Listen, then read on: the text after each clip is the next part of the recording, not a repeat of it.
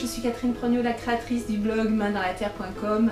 Alors aujourd'hui, je suis avec Corinne Jean-Jacques. Bonjour Corinne. Bonjour Cathy. Corinne fait de la peinture sur porcelaine et elle va nous faire une démonstration. Donc restez bien attentifs tout au long de la vidéo parce que vous allez découvrir un monde particulier.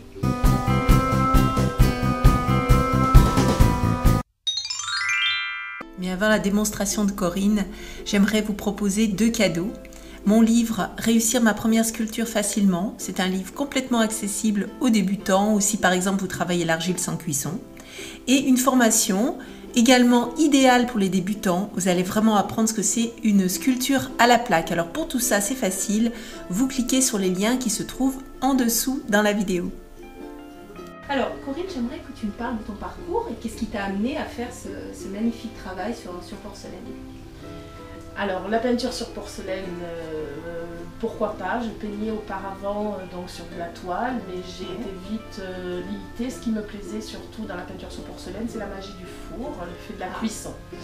Donc sans compter que j'avais vu mon papa qui était donc décorateur de faïence de Nevers, et donc ce petit parcours-là m'était resté sûrement dans la tête. C'est une transmission alors? Oui, si on veut, oui, si on veut, mais sans l'avoir vraiment senti en fait cette transmission. C'est plutôt maintenant que je pense qu'il aurait été fier de ce que je fais, mais bon, voilà, c'est comme ça. Mais donc voilà, oui, c'était aussi pour dire qu'on pouvait s'exprimer aussi sur n'importe quel support. Oui. Et moi j'ai choisi celui de la porcelaine, enfin de la céramique, enfin voilà, tout cet univers de la terre, parce qu'il y a justement cette magie du four et qui permet d'avoir une brillance qu'on n'obtient pas forcément sur une toile. Voilà. D'accord. Alors je vais vous filmer, vous allez voir son travail, je vais vous filmer plein de choses hein, pour que vraiment vous vous rendiez compte de son travail et du travail des élèves, hein, parce que tu as un atelier où tu accueilles donc des élèves. J'accueille des élèves, je transmets mon savoir, toujours voilà, dans une bonne ambiance. Je m'adapte à l'élève et ce n'est pas elle qui s'adapte à moi.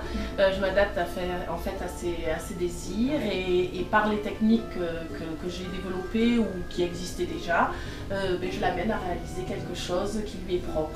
Donc voilà, je crois que tu as développé justement des techniques qui sont vraiment propres. Vous n'avez pas l'odeur, hein, c'est dommage, hein, à travers votre ordinateur, mais ici ça sent super bon, la lavande, l'orange, l'huile d'olive. Je crois que tu utilises tout ça. J'essaye de me rapprocher en fait à utiliser le moins de produits toxiques, même si quand même tous ces produits restent quand même quelque part toxiques. Mais l'idée c'était vraiment d'utiliser ce que l'on avait à portée de main dans notre quotidien. Alors, je vous rappelle qu'on est dans le sud de la France, voilà. L'huile d'olive, la lavande et l'orange, tout ça c'est voilà, pour pouvoir peindre. Et en fait, j'utilise tous ces produits-là en fait pour préparer ma peinture, en fait, mon pigment qui en fait après me permet. Tu vas me montrer tout ça de toute façon dans une démo. Et je vais même tester moi-même. Alors j'ai jamais peint sur porcelaine, j'ai touché à beaucoup de choses au niveau de la terre, mais la peinture sur porcelaine, ça va être une découverte. Alors on va voir ça ensemble.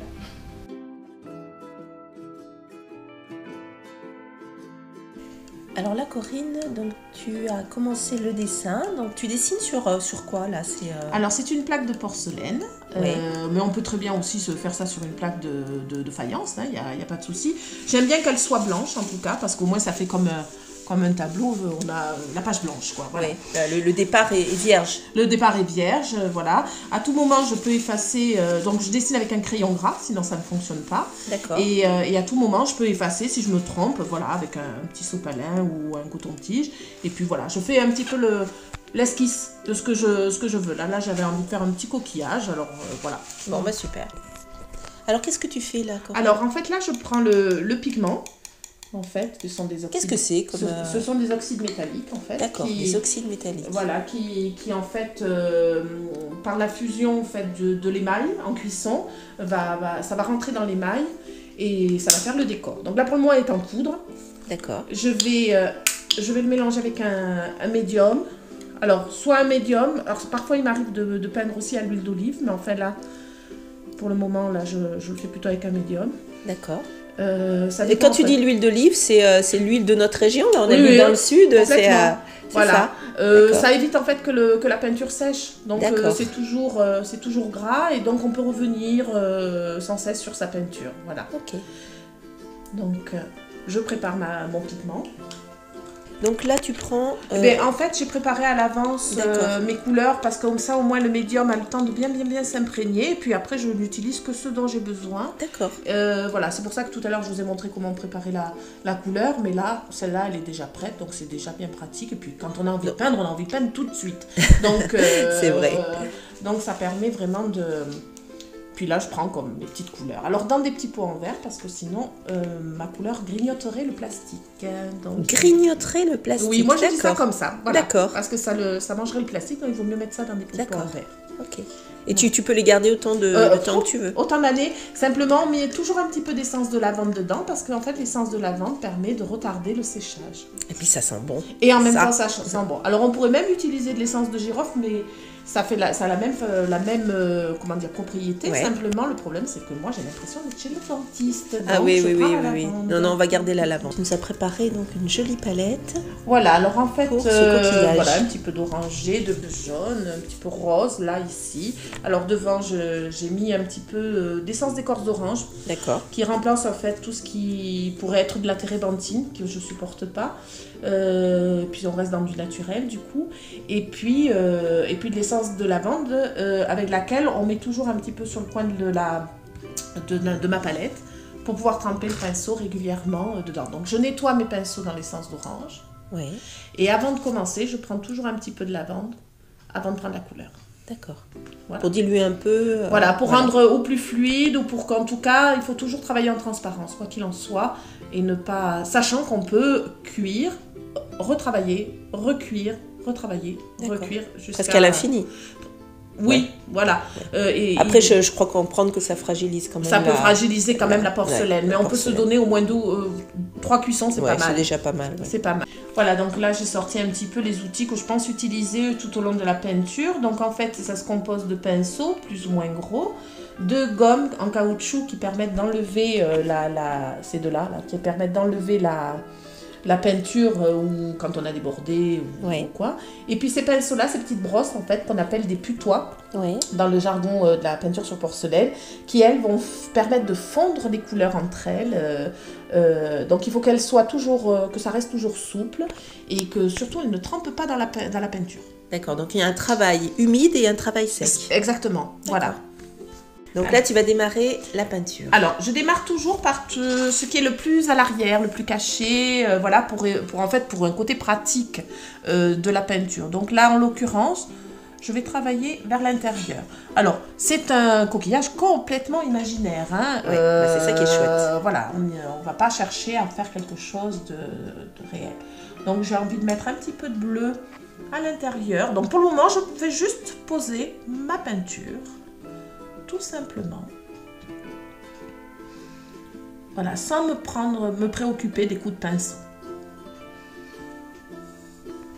On voit tout de suite que c'est transparent. Voilà, et il faut travailler en transparence parce que si vous travaillez en épaisseur, le souci c'est que votre émail sautera à la cuisson. Et donc, carrément. Oui, et donc on va se retrouver avec une petite porcelaine creusée. Alors, on peut en tirer parti, bien évidemment, mais enfin, c'est pas ce qu'on voulait au départ. Donc là, tu as pris un orangé, oui, j'ai mis un petit peu, parce que bon, comme on est vers le bas, vers le creux, j'avais envie de prendre un petit peu d'orangé, changer un petit peu la couleur. Alors, je peux tourner ma pièce, hein, ça c'est bien, c'est ça que ce soit plus confortable. Plus confortable pour moi, parce qu'en fait, je tire toujours la peinture vers moi, et non pas vers l'extérieur. Oui. C'est plus facile, c'est plus aisé, donc autant se mettre à l'aise quand on peint, qu'on soit de façon confortable.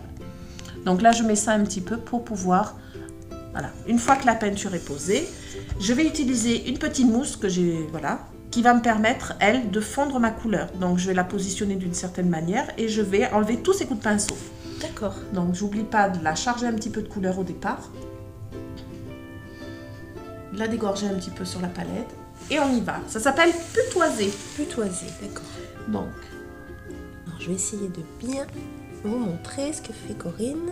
Alors, ce sont des tout petits tapotements qu'on fait très très serrés. Voilà, mais sans appuyer. Effectivement, parce que si j'appuie, hop, je fais des blancs et c'est pas joli. Donc, il faut vraiment avoir... Et puis, cette petite rapidité. Alors, pour l'anecdote, à mes élèves, je leur dis, vous faites le petit pivert. Ça efface tout, hein? Voilà, ça vraiment, ça... Et alors là, maintenant que je rencontre la nouvelle couleur, là, qui est ce petit orangé, je fonds un maximum la couleur. Donc comme je disais, si on déborde, il n'y a pas de souci. Maintenant, avec un petit coton-tige, on fait bien comme il faut. C'est pour ça qu'il est important de commencer par l'intérieur, parce qu'au moins ça permet vraiment... Bon, on n'a pas débordé beaucoup, mais ce petit peu qu'il y a, on le nettoie et puis même on lui donne un petit peu la forme qu'on veut. Oui, on peut jouer en fait avec effectivement avec son petit coton-tige, c'est assez amusant d'ailleurs. Voilà. Donc là maintenant je vais un petit peu travailler alors sur la partie qui est ici, donc je vais prendre... Donc qui est au premier plan en fait. Voilà, qui est un petit peu au premier plan, donc je sais pas, j'ai envie de mettre un petit peu de jaune. Alors il faut faire attention avec le jaune, hein. Ah, pourquoi? Parce que le jaune il a tendance à grignoter toutes les autres couleurs. Donc, à grignoter? Oui, encore une fois je dis des petits mots, c'est-à-dire qu'une fois qu'il est cuit, ouais. Il prend le dessus sur les autres couleurs. Donc on peut le poser à côté des autres couleurs. Oui. Mais pas mettre une couleur dessus, parce qu'elle n'apparaîtra pas. Ah, c'est dingue ça. Ouais. Donc par exemple, si je mets un petit peu d'orangé ici, ouais. Voilà, je vais le poser. Donc encore une fois, hein, je pose ma couleur, hein, tranquille. Je le pose, j'effleure là, ouais. Mais je ne le mets pas dessus. D'accord. Voilà. Et après, on va faire avec le putois, comme j'ai dit tout à l'heure, on va balayer et fondre les couleurs entre elles. Donc là, je vais juste faire un petit aperçu. Voilà, là, une fois que c'est posé. Donc, je prends ce gros putois, qui est en fait un pinceau, donc comme je dis, un peu biseauté. Et je vais commencer à travailler là, en fondant la couleur, délicatement. Tu balayes en fait, c'est un geste voilà, de balayage. C'est un balayage, délicatement. Voilà. Et je l'emmène, ma couleur, à l'endroit où je veux. Alors, je fais des petits sauts de puce. Moi, j'appelle ça des petits sauts de puce pour donner un petit peu là, cet effet-là de deux zones. Oui. Voilà. Il faut être très, très douce. Hein. Très, très douce. Le geste est vraiment léger. Hein. Très, très douce. On n'appuie pas. Là, c'est vraiment... On est comme si on caressait la tête d'un bébé. On est douce comme ça. C'est beau, ça. Caresser la tête d'un bébé. Voilà. Waouh, Corinne. Oui, j'ai bien avancé, hein. Oui. C'est super. Alors en fait, on voit déjà le relief et le bombé là du coquillage. Voilà, c'était très important de faire ce bombé pour donner vraiment le volume.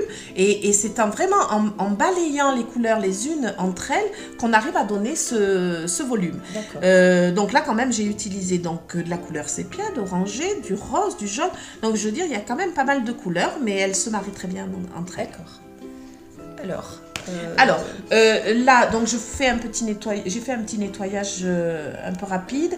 Après, toujours avec ma petite éponge, je vais enlever le petit surplus qu'il y a ici, mais de façon à nouveau très délicate.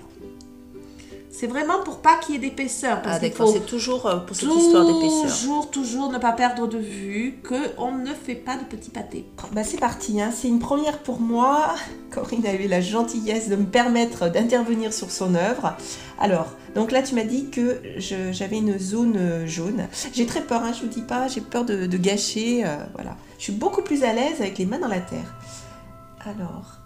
J'essaye de faire tes gestes, Corinne. Est-ce que ça va là? Tu me dis. Voilà. Hein, essaye de travailler plutôt sur le plat du pinceau plutôt que sur la tranche. Le plat du pinceau, d'accord.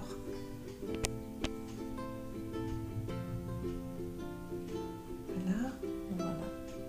C'est un peu transparent là, non? Mais c'est bien aussi. C'est bien. Ah bon. C'est bien parce que c'est ce qui va peut-être apporter la lumière de ton coquillage. Alors maintenant, je rince à nouveau le pinceau. Alors, tu rinces bien ton pinceau dans l'essence d'écorce d'orange voilà, tu essuies bien après sur ton petit sopalin.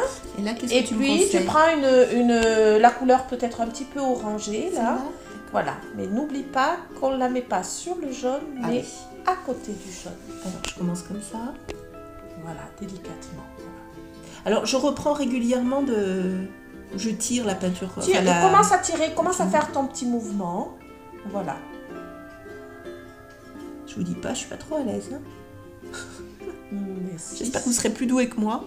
Ça va très bien. Ne toujours pas perdre de vue, en fait, qu'il faut travailler en transparence.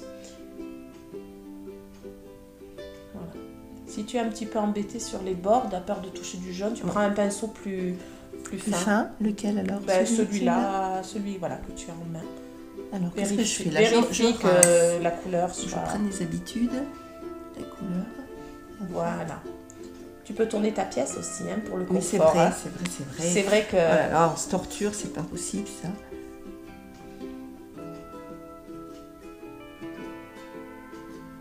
Bon, j'aimerais bien putoiser là. Ça me fait rire ce mot. Ah Alors avec c'est l'éponge ou avec le pinceau à l'éponge, allez. Alors, voilà. Donc je plie Tu comme plies ça. en 4 Ouais. et tu veilles à ce que ton petit bombé soit sur le bas.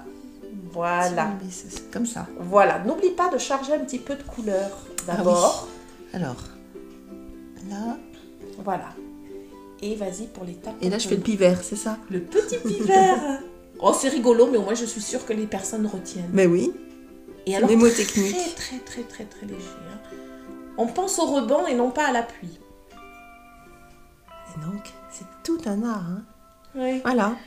Oui, c'est bien, c'est bien. Alors Corinne, là je vois qu'on a bien avancé. Oh, Oui. il commence vraiment à être très sympa. Hein. Les couleurs sont lumineuses.